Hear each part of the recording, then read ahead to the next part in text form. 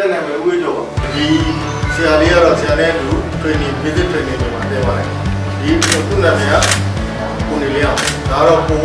ရင်းခန့်လွယ်ပေါ့နော်သူကတော့ဒီဟိုနဲ့ပတ်သက်ပြီးတော့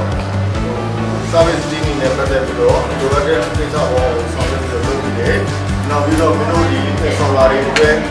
လိုအပ်တဲ့ error ထုတ်အဲဒီပြဿနာမျိုးတွေဖြစ်ရင်ဒါသူကဖြေရှင်းနိုင်ဖို့အတွက်သူကသင်ပေးပါအဲဒီတော့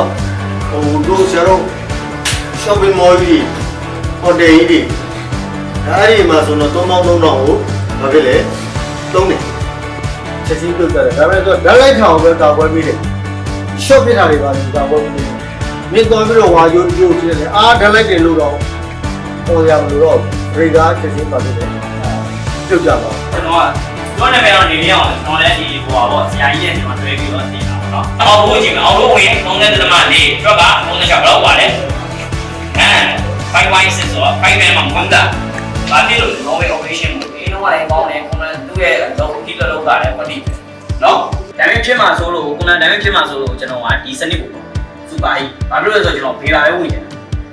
ခုနကလည်းဘာပဲဝင်နေတာလဲဘေးလာပဲဝင်နေအဲ့အတွက်ဒီစနစ်ကိုသုံးတယ်ရှိရဆိုရင်ကျွန်တော် MMHC ရေးမှုတယ်ပါစကိတ်မှာရေးထားတယ်နော်ဂိတ်ဒီမှာ MMHC ဆိုတာရေးထားတယ်ဟုတ်လား950ကျုပ်သိနေပါလို့944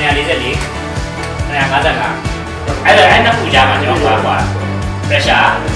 ဟိုတောင်မှာတဲ့ pressure နေတယ်အဲ့မဲ့အဲ့ဒီကိုရေးစုဖို့တဲ့ pressure တော့ဒီမလို့အဲ့တော့တော့မနာဘူးရှိတယ်ဒီလိုပဲတော့ဘာမှမရှိဘူးလားသူ့မှာလည်းအဲ့တော့မနာဘူးရှိဘူးဒီမဟုတ်ပဲနဲ့ AC အောက်လို့ဒါဆိုကျွန်တော်က high speed ဆွဲလို့ရှိရင် fit ပေးနေပေါ့အဲ့လိုရောတည့်ပေးပါဒီကောင်ကျတော့ fit ပဲ AC ဖြစ်တဲ့ fit ပဲဖြစ်တယ်ဒီတိုင်းပဲသွားတယ်